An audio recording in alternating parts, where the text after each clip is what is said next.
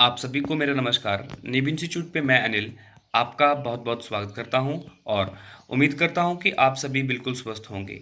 आज के इस लेक्चर में हम पॉलिटी के पार्ट नंबर 32 को डिस्कस करेंगे। तो जो भी स्टूडेंट इस वीडियो को पहली बार देख रहे हैं उनके लिए यही मैसेज है कि एक बार जाके प्लेलिस्ट को जरूर चेक करें, जिसमें आपको लगभग 31 के आसपास पॉलिटी के पार्ट्स मिल जाएंगे। तो इन पार्ट से आपको क्या बेनिफिट होगा वो भी आपको पता होना चाहिए। इन पार्ट्स में हम प्रीवियस ईयर के जो एग्जाम्स में उसमें पूछे गए प्रश्नों को यहाँ पे डिस्कस करते हैं। ऐसा क्यों? क्योंकि जो भी हमारे अभी एग्जाम्स आते हैं तो उसमें होता है क्या है कि जो एग्जामिनर्स है वो पुराने पेपर में से कुछ प्रश्नों को वहाँ पे रिपीट करता है। क्लियर है? तो हमें अगर बढ़िया से अपनी तैयारी करनी है, हमें सच में सक्सेस चाहिए, तो हमें सिलेबस खत्म करने से कुछ नहीं होता है। उसके बाद हमें बहुत सारे क्वेश्चन सेट्स लगाने पड़ते हैं। तो उसी उद्देश्य से इस तरह के लेक्चर्स आपको प्रोवाइड किए जाते हैं। तो आपका भी काम बनता है इनको बढ़िया तरीके से तैयार करके रखो। तो पॉलिटी के पार्ट नंबर 32 का पहला प्रश्न आप सबके सामने है। यहाँ पे क्वेश्चन पूछा जा रहा है, भारतीय संविधान में नागरिकता के कानून कब से लागू हुए हैं। मतलब पूछा जा रहा है कि जो इंडिया का कॉन्स्टिट्यूशन है उसमें जो सिटीजनशिप के जो लॉ हैं वो कब से लागू किए गए हैं, ये कब से उनको इम्प्लीमेंट कर दिया गया है। तो इसका पहले आप आंसर देख लो, उसके बाद इसके बारे में देखते हैं कि क्या है ये। याद रखना, 26 जनवरी 1950 को जब हमारा संविधान लागू हुआ था उसी दिन से जो एक सिटीजनशिप के लॉ हैं वो इम्प्लीमेंट कर दिए गए थे। कब से? 26 जनवरी 1950। देखो, अब आपको दो तिथियां और भी याद रखनी है। एक 26 नवंबर 1949 है, एक आपके पास होता है 26 जनवरी 1950। 26 जनवरी 1949 को 1949 को बोला जाता है कि संविधान बन के तैयार हुआ था। क्लियर है? अब बोला जाता है कि 26 जनवरी 1950 को संविधान को लागू किया गया था। तो दोनों डेट्स आपके लिए इंपॉर्टेंट है और इनके ऊपर हम बढ़िया से भी बात कर चुके हैं अपनी रेगुलर क्लासेस में। तो अब ये चीज समझ आ चुकी है सबको। अब नेक्स्ट जो आपके पास क्वेश्चन था, प्रश्न नंबर 2 था, निम्नलिखित में से किस अनुच्छेद में पाकिस्तान से भारत आने वाले लोगों की नागरिकता के बारे में उल्लेख किया गया है। सिंपल सा क्वेश्चन है। तो यहाँ पे याद रखना, सबसे पहले तो जो हमारी नागरिकता है ना, नागरिकता नागरिकता को आप थोड़ा यहाँ पे देख लो। एक सिटीजनशिप वाला टॉपिक आता है हमारे कॉन्स्टिट्यूशन में, वो कॉन्स्टिट्यूशन का पार्ट नंबर 2 है। संविधान के भाग नंबर 2 में सिटीजनशिप का टॉपिक दिया गया है और अनुच्छेद की बात करूं तो 5 से 11 के बीच में ये पूरा टॉपिक देखने को मिलता है। क्लियर है? अब याद रखना, पर ये जो 5 से 11 अनुच्छेद हैं वो लगभग 26 जनवरी 1950 तक ही ये बता पाते थे कि यहाँ का नागरिक कौन होगा। क्या जो जब भारत और पाकिस्तान के बीच में बंटवारा हुआ था तो उसकी वजह से कौन पाकिस्तानी कहलाया जाएगा, कौन भारतीय कहलाया जाएगा, वो ही हमें बताता है ये 5 से 11 अनुच्छेद। पर बाद में आपके पास एक नागरिकता अधिनियम आया था 1955 में। आपको बताना चाहिए एक इंडियन सिटीजनशिप एक्ट आया है, वो है 1955। उसके तहत भारत में 5 तरह की नागरिकता का प्रावधान किया गया है। वो 5 तरह की नागरिकता कौन कौन सी है वो हमने रेगुलर क्लासेस में बढ़िया से देखी हैं। तो जिन भी स्टूडेंट्स को इस टॉपिक के बारे में पूरा पता है वो नीचे कमेंट सेक्शन में जरूर लिखें, तभी आपका बढ़िया से रिवीजन हो पाएगा। तो इतनी सी थोड़ी सी चीजें तो आपको पता चली रही होंगी। अब देखो, नागरिकता की बात हो रही है, यहाँ पे बात हुई। देखो, जो हमारा नागरिकता का या एक सिटीजनशिप वाला टॉपिक हमारे कॉन्स्टिट्यूशन में रखा गया था, वो क्यों रखा गया था? ये कारण क्या था?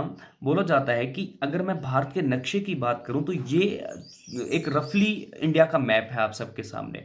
तो देखो, यहाँ पे आज के टाइम में तो ये वाला जो हिस्सा है वो पाकिस्तान का है, पर ये जो पाकिस्तान वाली लाइन है ना, ये कब खींची गई थी? पहले तो ये पूरा भारत का हिस्सा था ना, ये जो पाकिस्तान है वो भी भारत का हिस्सा था। पर ये जो लाइन खींची गई थी 1947 में खींची गई थी। तो बोला जाता है अब दिक्कत क्या आ रही थी कि भाई इस लाइन को खींचने के बाद कौन पाकिस्तानी होगा कौन भारतीय होगा, तभी इसका निर्माण किया गया था। तो उसी से संबंधित आपके पास एक अनुच्छेद पूछा गया है। बोला गया किस अनुच्छेद में पाकिस्तान से भारत आने वाले लोगों की नागरिकता के बारे में उल्लेख है। मतलब वो ऐसा टाइम था जिस टाइम जो कुछ लोग थे वो पाकिस्तान में शामिल नहीं होना चाहते थे भारतीय, वो वापिस आना चाहते थे इंडिया में। अब उनको सिटीजनशिप दी जाएगी, वो कौन से आर्टिकल में लिखा गया है, तो याद रखना अनुच्छेद नंबर 6 में ऐसा लिखा गया है कि पाकिस्तान से जो भारत आए लोग हैं उनको नागरिकता दी जाएगी, वो अनुच्छेद नंबर 6 उससे संबंधित था। तो ये इंपॉर्टेंट थी सारी चीजें। अब आपसे मैं एक क्वेश्चन पूछना चाहता हूं। बोला जाता है कि एक आर्टिकल नंबर 16 है जो कि सिटीजनशिप के टॉपिक से ही संबंध रखता है, तो उसके बारे में क्या आप जानते हो वो नीचे कमेंट सेक्शन में लिख के दो। नेक्स्ट नेक्स्ट बोल जाता है parliamentary form of government is also known as, मतलब संसदीय प्रकार की सरकार को इस नाम से भी जाना जाता है।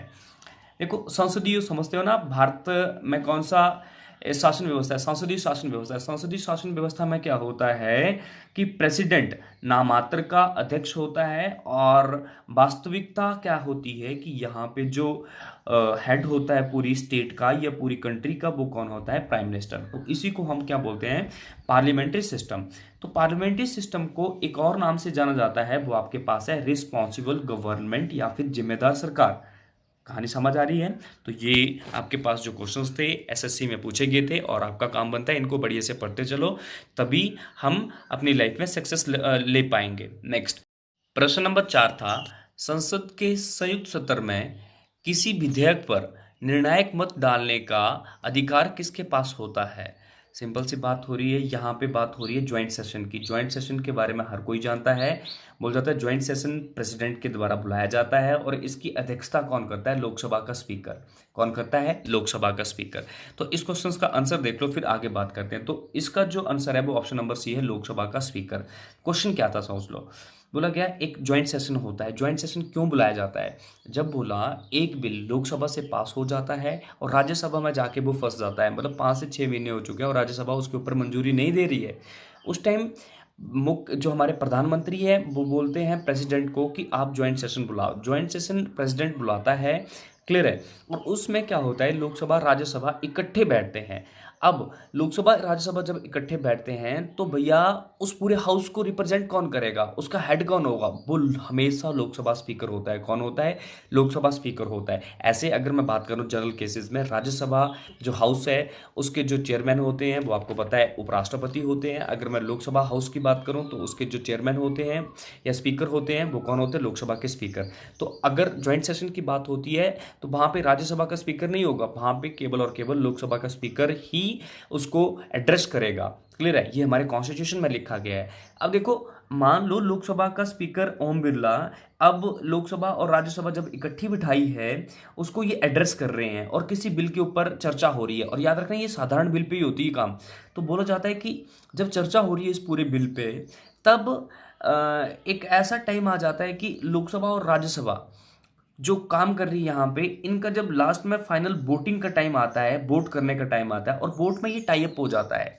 टाई अप का मतलब कि 50 वोट आपके पास लोकसभा, या मतलब 50 वोट एक तरफी हुए और 50 वोट एक तरफी हुए, दूसरी तरफी हुए, मतलब कोई हाँ, आधे हाँ कर रहे हैं आधे ना कर रहे हैं, आधे बोल रहे हैं भाई पास होना चाहिए, आधे बोलते हैं भाई ना नहीं नहीं होने चाहिए पास। अब भाई क्या करेगा, जो आपके पास लोकसभा स्पीकर है वो क्या करेगा, उसके पास एक अधिकार होता है जिसको हम बोलते हैं वोट कास्टिंग या कास्टिंग वोट, जिसको बोला जाता है निर्णायक मत। निर्णायक मत का मतलब होता है अब लोकसभा का स्पीकर जो है वो किसी भी पार्टी को जिता सकता है, या किसी भी पार्टी को वो यहाँ पे अपना वोट दे के एक तरफी कर सकता है। अगर उसको लगता है कि नहीं ये जो बिल है वो जनता के हित में है, इससे कोई नुकसान नहीं होने वाला है, तो वो क्या करेगा, जहाँ पे हाँ थे हाँ की तरफ टिक लगाएगा, और वो जो आपके पास बिल था वो लॉ बन जाएगा। लॉ तभी बनेगा, पहले राष्ट्रपति के पास जाएगा, पर मतलब वो ऊपर वाले चैनल में चले जाएगा। क्लियर है, तो ये चीज़ें इंपॉर्टेंट थी, ये आपको पता होना चाहिए। लोकसभा स्पीकर इसका बिल्कुल राइट आंसर था। अब भी कोई अगर आपकी दिक्कत रहती है, डाउट रहता है, तो नीचे कमेंट सेक्शन में जरूर पूछें।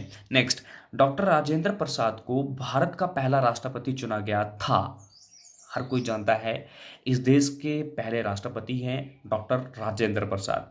क्लियर है, तो बोला जाता है इनको किसके द्वारा चुना गया था? क्या इनके लिए कोई कैबिनेट था, मंत्रिमंडल था, क्या लोगों के द्वारा इनको चुना गया, या फिर भारतीय संविधान के द्वारा चुना गया, या निर्वाचक मंडल के द्वारा चुना गया? जिन्होंने क्लासेस ढंग से अटेंड करी उनको पता होगा, इसे डॉक्टर राजेंद्र प्रसाद को संविधान सभा के द्वारा चुना गया था।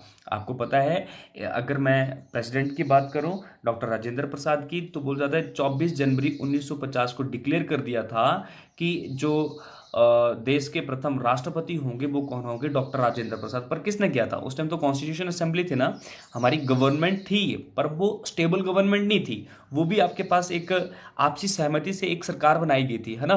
तो आपके पास ये चीजें सारी इंपॉर्टेंट है। नंबर 6 था, हमारे संविधान में आर्थिक नियोजन को शामिल किया गया है। तो ये हमें बताना है कि जो प्लानिंग, एक इकोनॉमिक प्लानिंग है, वो कौन सी लिस्ट के अंडर आती है। आपको पता है कि अगर मैं एक शेड्यूल नंबर 7 की बात करूं, उसमें पावर को विभाजित किया गया, ये शक्तियों का विभाजन किया गया है, जिसमें शक्तियों 3 हिस्से में रखी गई। राज्य सूची बनाई गई है, एक केंद्र सूची बनाई गई, एक संपत्ति सूची बनाई गई है। तो याद रखना, इकोनॉमिक प्लानिंग जो आपके पास आती है वो कंकरेंट लिस्ट के अंडर आती है। क्लियर है? कंकरेंट लिस्ट क्या होती है आप सबको पता होना चाहिए। जहां पे राज्य सरकार और केंद्र सरकार इकट्ठे मिलकर काम करती हैं, उसी को हम क्या बोलते हैं? Concurrent list. तो मतलब इकोनॉमिक प्लानिंग आपके पास कोई छोटा टॉपिक नहीं है, तो आपको ये सारी चीजें पता होना चाहिए। अब मैं आपसे क्वेश्चन पूछना चाहता हूं कि कंकरेंट लिस्ट में नंबर ऑफ टॉपिक्स कितने हैं कॉन्स्टिट्यूशन में, और स्टेट लिस्ट में कितने हैं, और यूनियन लिस्ट में कितने हैं? जल्दी से नीचे कमेंट सेक्शन में लिख के दें। नेक्स्ट क्वेश्चन था, प्रश्न नंबर 7 था, जब उपराष्ट्रपति भारतीय या भारत के राष्ट्रपति के कर्तव्यों को निर्वाहन करते हैं तो उनका वेतन कितना है? उन्हें कितना वेतन मिलता है? सिंपल सी बात हो रही है। कोई ऐसा टाइम आ जाता है जिस टाइम प्रेसिडेंट नहीं होते हैं, उस टाइम वाइस प्रेसिडेंट का काम बनता है कि वो प्रेसिडेंट के काम को संभाले। क्लियर है? तो बोला जाता है जब वाइस प्रेसिडेंट प्रेसिडेंट के काम को संभालेंगे तो उनको किसका वेतन मिलेगा? उनको एज अ प्रेसिडेंट सैलरी दी जाएगी। और प्रेसिडेंट की सैलरी कितनी होती है? 5 लाख। और वाइस प्रेसिडेंट की सैलरी कितनी होती है? 4 लाख। तो ये भी चीज़ इंपॉर्टेंट है। अब मेरे को जल्दी से ये बता दो आप। बोला जाता है कि प्रेसिडेंट नहीं है, वाइस प्रेसिडेंट काम कर रहे हैं, पर वाइस प्रेसिडेंट को एक जिम्मेदारी होती है कि लगभग इतने टाइम के अंदर अंदर नया राष्ट्रपति लेके आए। तो वो कितना टाइम है, वो आपने नीचे कमेंट सेक्शन में लिख के देना है। नेक्स्ट क्वेश्चन, भारत में प्रत्यक्ष लोकतंत्र या डायरेक्ट डेमोक्रेसी का एक उदाहरण कौन सा है?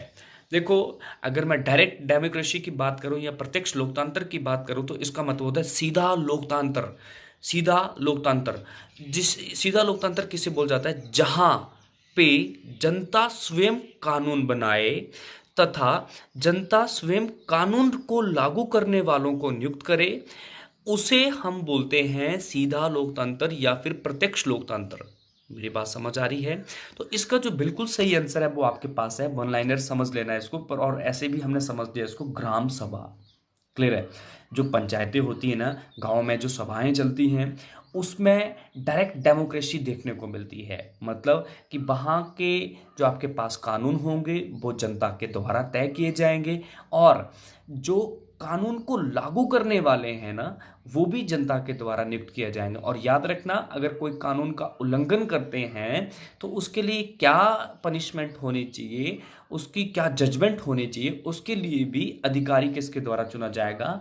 वहीं की जनता के द्वारा। तो इसका जो बिल्कुल राइट आंसर है वो ग्राम सभा।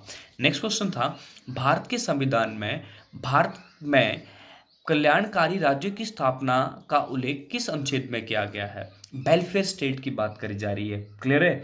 तो ये आपको टॉपिक अब याद आ ही चुका होगा। ये डीपीएसपी, जिसमें हम राज्य के नीति निर्देशक सिद्धांत जिसको हम बोलते हैं, डीपीएसपी का मतलब होता है directive principle of state and policy. आप सबको पता होगा कि ये जो टॉपिक है वो एक एडवाइजरी टॉपिक है, जिसमें केंद्र सरकार राज्य सरकार को समझाती है कि आप हर वो काम करो जिससे राज्य का कल्याण हो, कि राज्य की जो जनता है, राज्य की जनता को कोई परेशानी ना हो, वो हर कोई काम करो। पर वो एडवाइजरी है, माना ना माना किसका काम होता है? राज्य सरकार का। तो यही बात कर रहा है कि वेलफेयर स्टेट की स्थापना किस अनुच्छेद के तहत की बात करी जाती है? अनुच्छेद नंबर 38।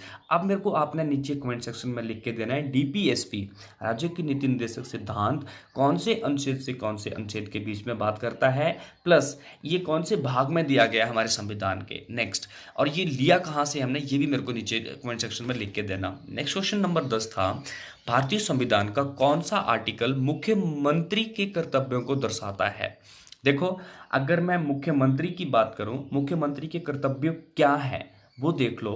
बोल जाता है कि मुख्यमंत्री का कर्तव्य बनता है कि जो राज्यों का मुखिया होता है वो होता है राज्यपाल। राज्यपाल को अपने काम की पूरी जानकारी प्रोवाइड करे। मेरी बात समझ आ रही है? मुख्यमंत्री क्या काम कर रहा है, क्या उनका मंत्रिपरिषद काम कर रहा है, वो पूरे काम की जानकारी देना किसको होती है? राज्यपाल को। तो वही कर्तव्य किसका होता है? मुख्यमंत्री का। और वो कहाँ, किस अनुच्छेद में देके रखा है? Article number 167। इंपॉर्टेंट था।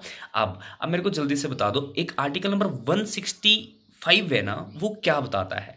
नेक्स्ट, चुनाव आयोग की संस्था के द्वारा तैयार की जाने वाली मतदाता सूची के विषय में निम्नलिखित में से कौन सा विकल्प सही नहीं है?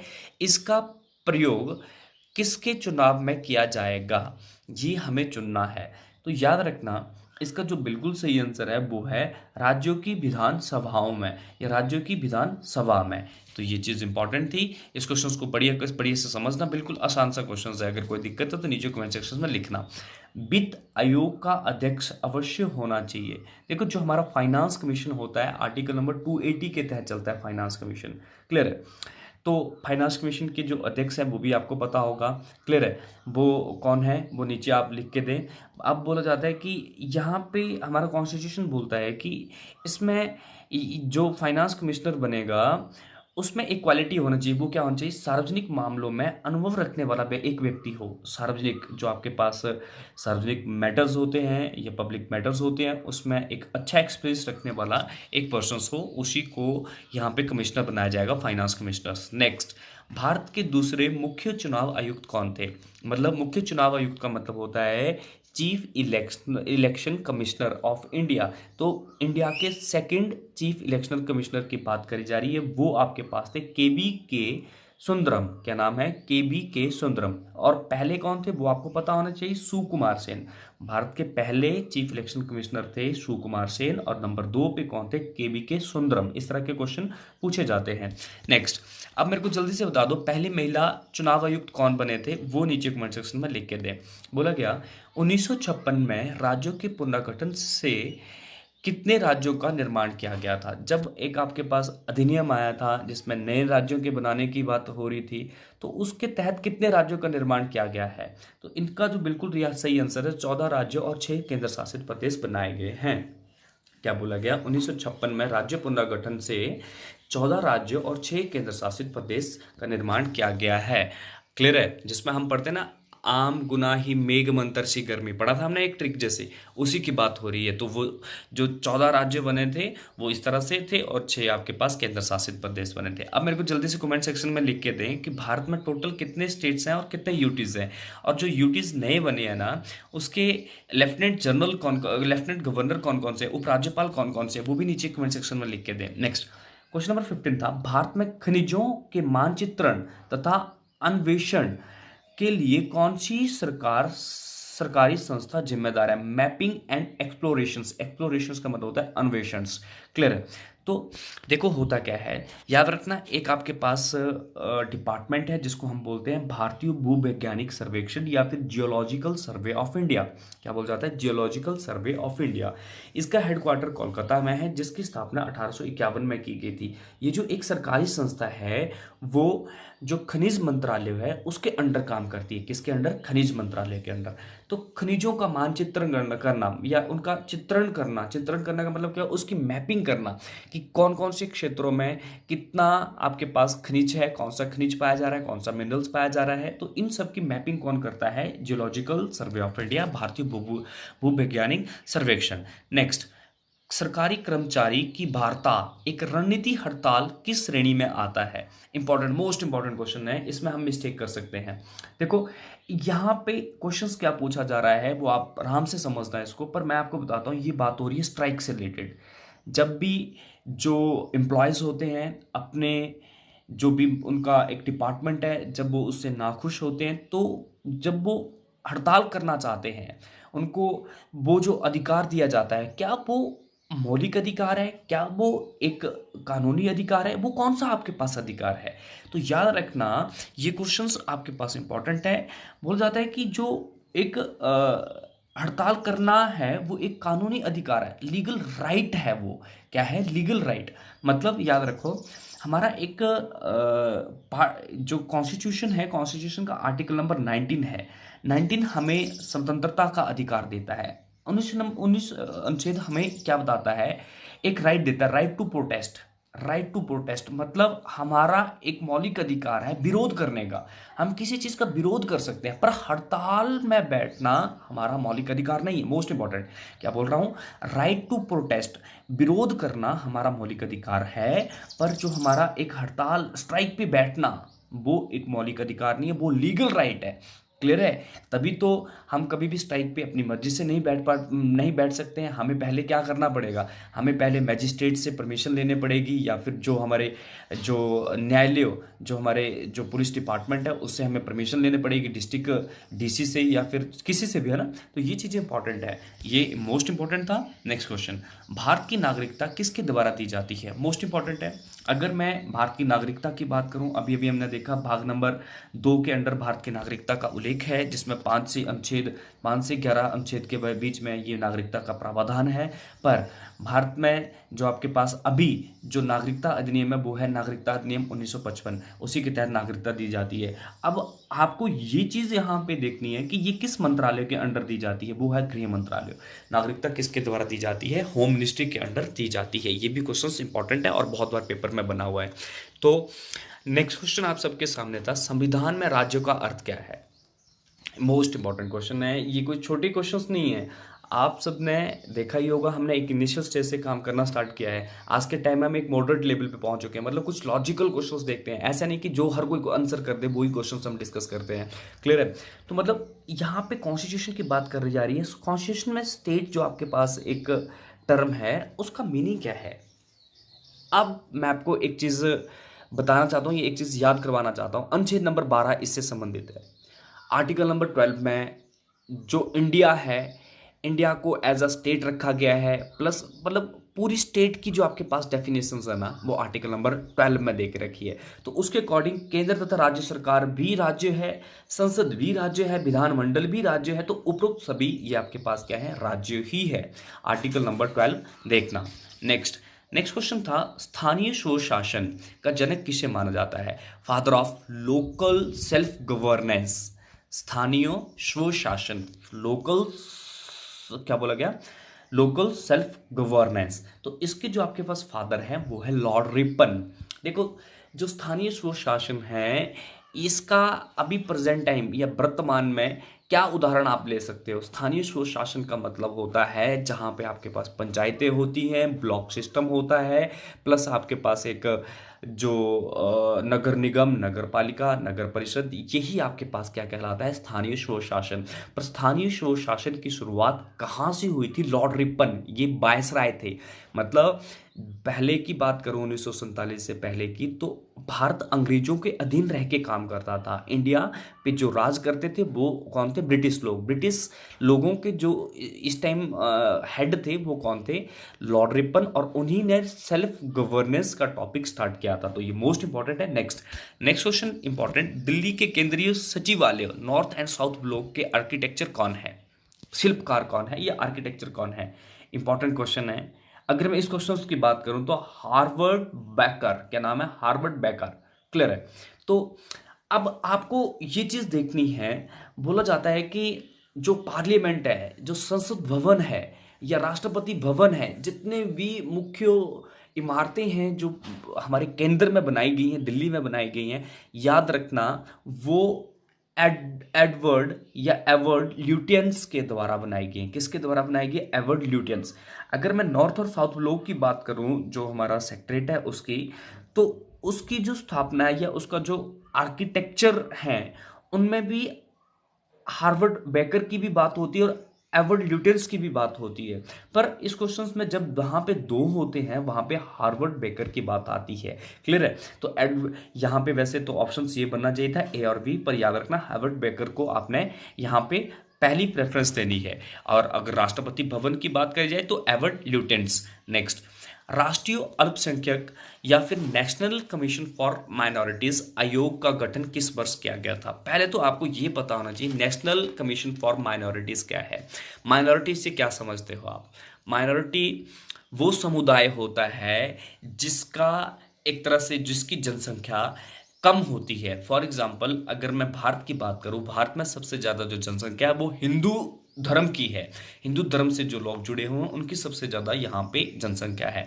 पर यहाँ पे जो कम जनसंख्या है, जैसे सिख की बात करूँ या फिर जैन की बात करूँ, मुस्लिम्स की बात करूँ, बुद्धिस्ट की बात करूँ, तो इनको हम बोलते हैं माइनॉरिटीज़।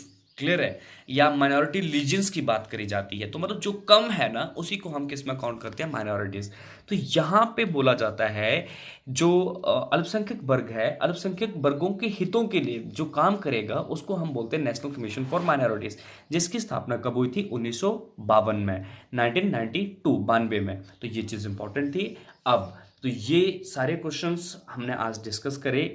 जो भी स्टूडेंट इन वीडियोस को पहली बार देख रहे हैं और आपको लगता है कि ये वीडियोस आपके लिए हेल्पफुल हो सकती हैं और नीव इंस्टीट्यूट पे जितनी वीडियो लेक्चर्स आप प्रोवाइड की जा रही हैं उससे आपका कुछ हो सकता है, तो आप हमारे साथ जुड़े रहने के लिए हमारे चैनल को जरूर सब्सक्राइब करें, ताकि जो भी वीडियो लेक्चर्स हम यहाँ से अपलोड करें वो आपके पास डायरेक्ट एज अ मैसेज आपके पास पहुँच जाए। तो ये चीज़ इंपॉर्टेंट थी। आज के लिए काफ़ी है। मिलते हैं नेक्स्ट वीडियो में। थैंक यू, धन्यवाद।